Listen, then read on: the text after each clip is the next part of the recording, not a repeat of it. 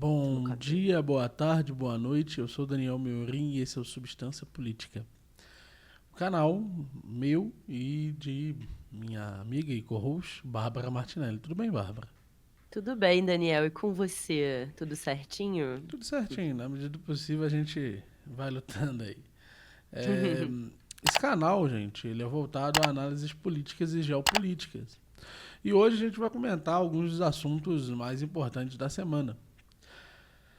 O Rio Grande do Sul ainda é o grande enfoque da semana, né, e é absolutamente natural, dado o tamanho da tragédia.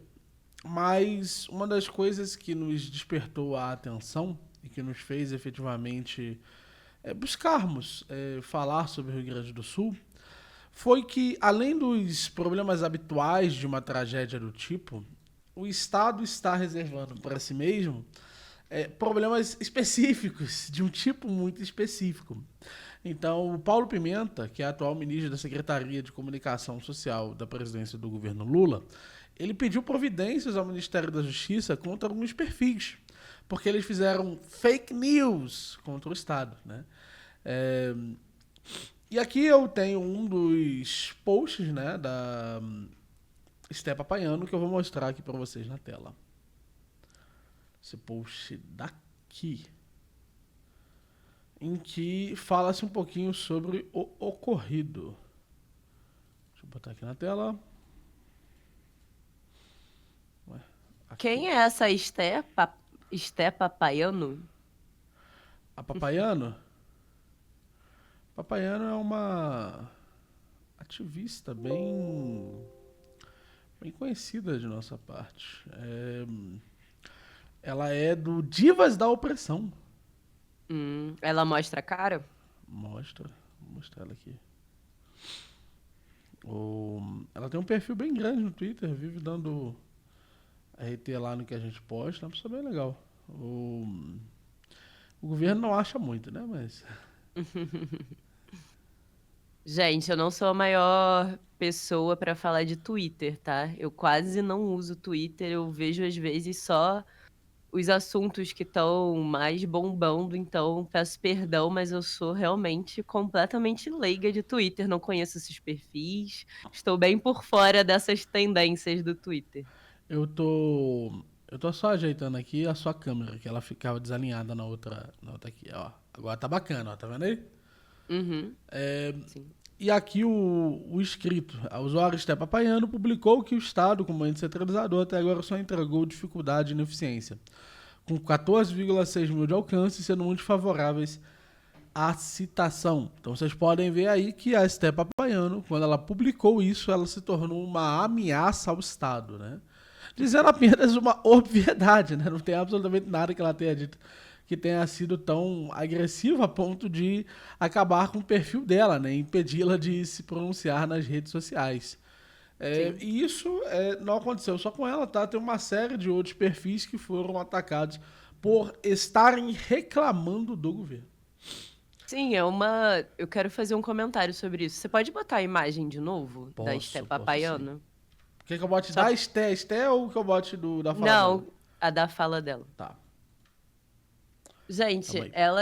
ela publicou então que o Estado até agora só entregou dificuldade e ineficiência. Independente disso que ela postou, ela não, a Esté Papaiano, ela não pode ter uma opinião.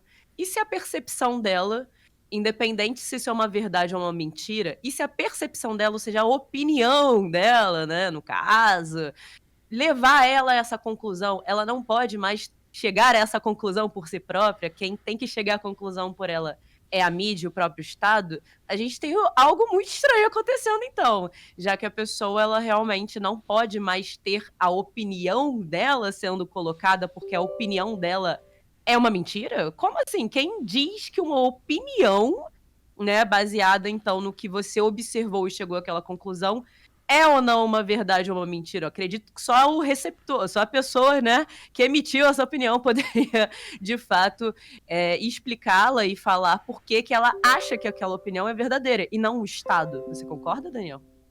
Eu discordo. O Estado não Discorda? deixa eu reclamar. Agora falando sério. Eu acho que isso tem muita relação com a necessidade que o governo possui, né? Tem uma tese chamada Tese dos 9 Dias, né? É fruto de um artigo universitário, acho acadêmico, que ele estudou um pouquinho o fenômeno do Haiti, né? E ele tem a tese que a ordem social ela colapsa depois que passam-se 9 dias sem uma intervenção do Estado. Se você tiver qualquer problema, por exemplo, Espírito Santo, se tivesse passado 9 dias sem uma intervenção real de uma força reguladora, aquilo teria virado um caos completo, né? Então, o que acontece é que o Estado está chegando num ponto em que ele já não consegue intervir nos primeiros dias de uma tragédia. Então, a gente está vendo, por exemplo, que demorou cerca de 5 dias, 6 dias, para a gente começar a ouvir notícias do Estado agindo de determinadas formas e atuando de determinadas formas. Quando isso acontece, qual é a primeira conclusão que a gente tira? A gente tira a conclusão que a forma como o Estado se comporta em relação a esses eventos não é uma forma adequada, mas mais do que não ser adequada, não é uma forma que as pessoas acreditam que o Estado é o salvador naquele caso. Então, conforme o centro de poder vai se afastando e sendo incapaz de dar respostas, a gente está cada vez mais próximo de um caos social. Porque dessa vez foi 5 dias. No Espírito Santo foram 4 dias.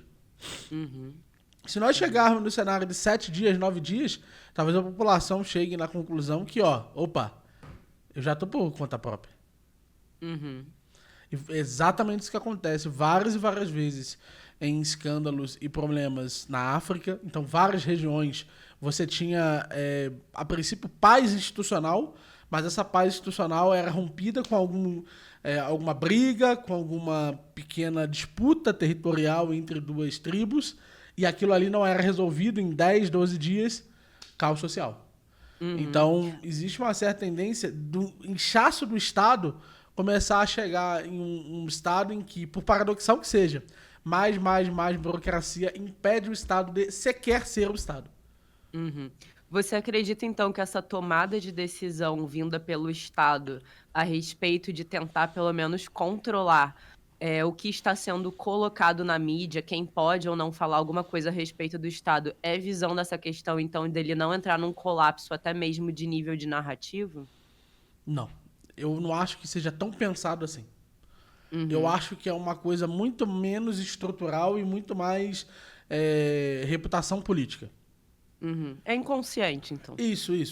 Mas é um fato. Ou pelo menos é estudado como sendo um fato repetido muitas vezes. Não necessariamente é um fato que vai sempre se repetir, né? A gente sabe que seria falácia historicista, mas é uma coisa que a gente verificou várias vezes. Passou de 9 dias, caos.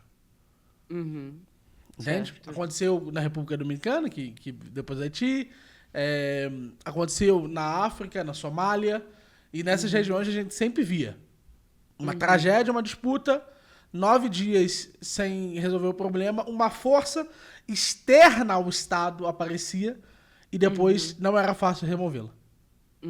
Uma solução ao Estado, né? Rápida, porque não é algo que demora, não é algo, a institucionalidade disso não é algo que delonga-se durante muito tempo. As pessoas rapidamente encontram uma forma institucional para se ampararem. E aí o Estado precisa depois dialogar e disputar e tentar dissolver essa ordem institucional ali colocada. Que agora começa a clamar por legitimidade própria. A tendência é criar outro Estado, né? Dadas as circunstâncias que a gente vive hoje.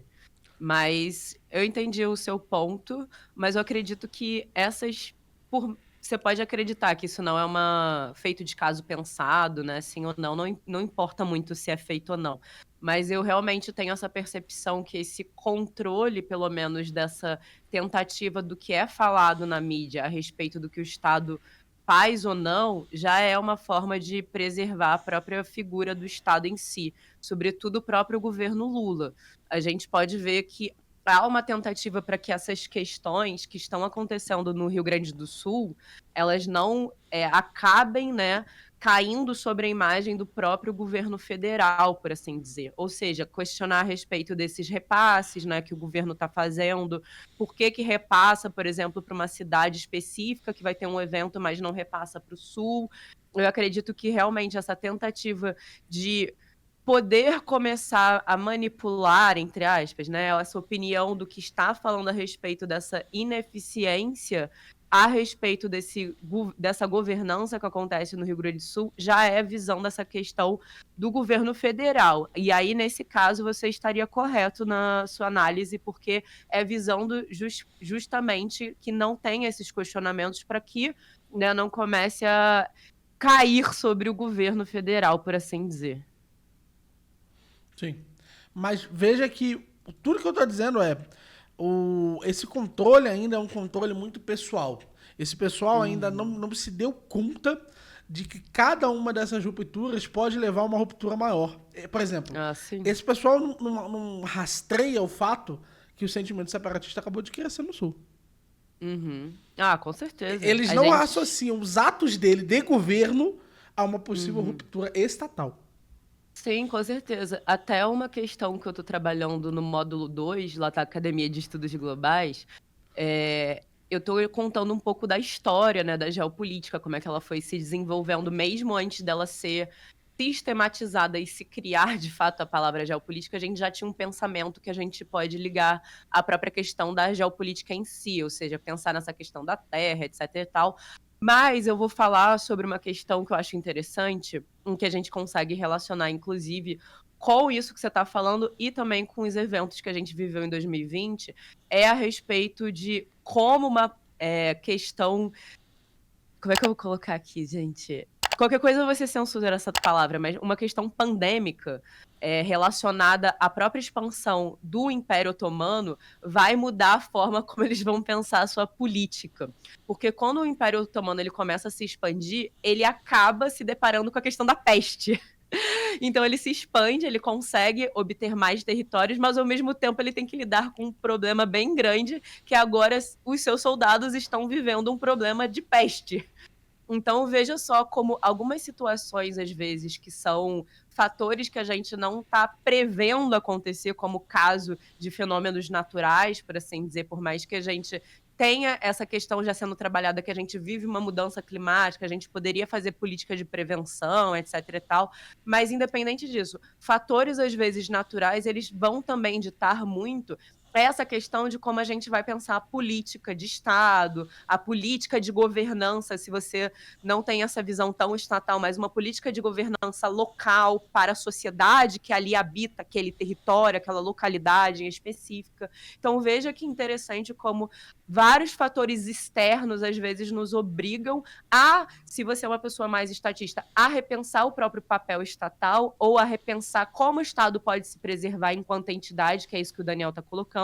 Mas se a gente pensa em questões localizadas, a pensar essas políticas voltadas, então, para aquela população local, o que a gente poderia fazer para prever.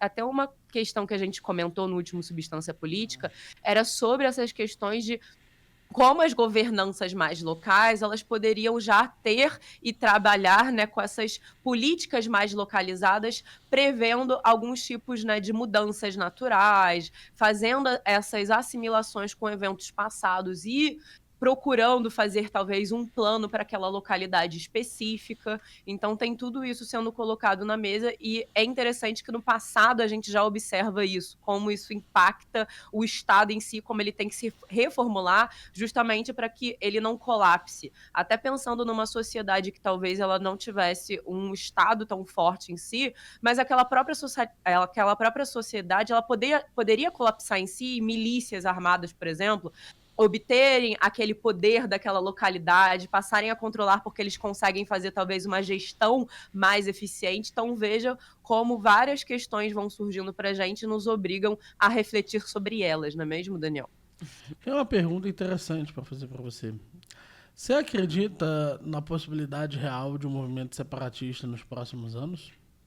Aqui no Brasil, sim. Sim. A gente tem. É uma questão que eu falo antes mesmo da eleição que existiu entre o Bolsonaro e o Lula. né? Uma das questões que eu fiquei pensando é se a eleição do Lula em si já motivaria que uma possibilidade separatista, sobretudo ali vinda do Sul, pudesse acontecer, né? Se a gente não tivesse realmente uma espécie de união nacional e tentativas realmente de criar uma hegemonia maior política brasileira, se esses eventos, conforme o governo avançasse, a gente sabe que aconteceriam fatos provavelmente muito complicados no sentido econômico, se esses movimentos separatistas, eles aumentariam, teriam essa tendência realmente de começar a se fortalecer. Como a gente está tendo esses eventos no Sul que podem estar, né, já nos demonstrando essa ineficácia estatal, sobretudo havendo do governo federal, sobretudo pensando no Sul em si, já que a gente sabe que o governo hoje que está no poder, ele tem uma tendência a verbalizar mais no Nordeste. Sim, há uma grande possibilidade que eventos separatistas no Sul aconteçam quando a população perceber que as verbas destinadas, elas não necessariamente têm uma preferência de irem para o Sul. Então, isso pode sim virar uma tendência argumentativa que algum político possa começar a fomentar, ou, se não for um político, uma figura, né, que tenha uma expressão, também poderia pegar isso e começar realmente a desenvolver esse tipo de movimentação. Então, sim, pode ser que a gente viva isso nos próximos anos. Deixa eu fazer uma pergunta. Isso tem algum impacto geopolítico aqui na região? Com certeza. A gente poderia ver um impacto político, sobretudo quando a gente pensa na questão do Uruguai em específico. Então, isso realmente poderia servir como um grande motivador para o Uruguai vir ainda com uma questão retórica mais incisiva ainda, porque a gente sabe que a região onde o Uruguai, por exemplo, está hoje reivindicando, ele já reivindica há muitos anos, mas isso voltou à tona, porque isso realmente voltou à tona no discurso uruguaio, é uma região que justamente está ali no sul. Então, isso poderia, sim, gerar um fator geopolítico bastante controverso, porque pense só, essa região que o Uruguai está reivindicando, ele disputa com o Brasil, certo? Que é Mas se a a gente... região da Cisplatina. Isso, ali perto do rio, inclusive que transbordou ali no Rio Grande do Sul. Então, se a gente para pensar, se a gente tivesse realmente um movimento separatista que fosse feito, né, por pessoas mais ao sul, por assim dizer, como é que ficaria uma questão onde o Uruguai ele reivindica uma zona ali, uma ilha, né, que é com o Brasil, mas ao mesmo tempo a gente tem uma movimentação de se separar com o Brasil. Como é que ficaria essa questão de reivindicação? Então, o Brasil ele não faria mais parte nesse movimento, então, de reivindicar ainda? O Brasil não tomaria mais conta dessa ilhota? Entendi. Olha o complicador que até a gente vai gerar aí. Então, realmente, a gente poderia ter até mesmo uma disputa, caso o Sul de fato quisesse essa ilha, que disputa com o Uruguai e o Brasil em específico, o Sul reivindicaria essa ilha, deixaria para o Uruguai, o Brasil continuaria mesmo vivendo esse movimento de possível ruptura com o Sul, ainda reivindicando essa ilha. Seriam questões bastante complexas que a gente estaria vivendo, a gente teria que realmente desenhar alguns cenários pensando sobre isso, Daniel. E se você quer desenhar cenários para a geopolítica, qual que é a melhor solução? Conta para mim. A melhor solução é hoje você fazer parte da Academia de Estudos Globais, que é uma formação bastante rebuscada em geopolítica.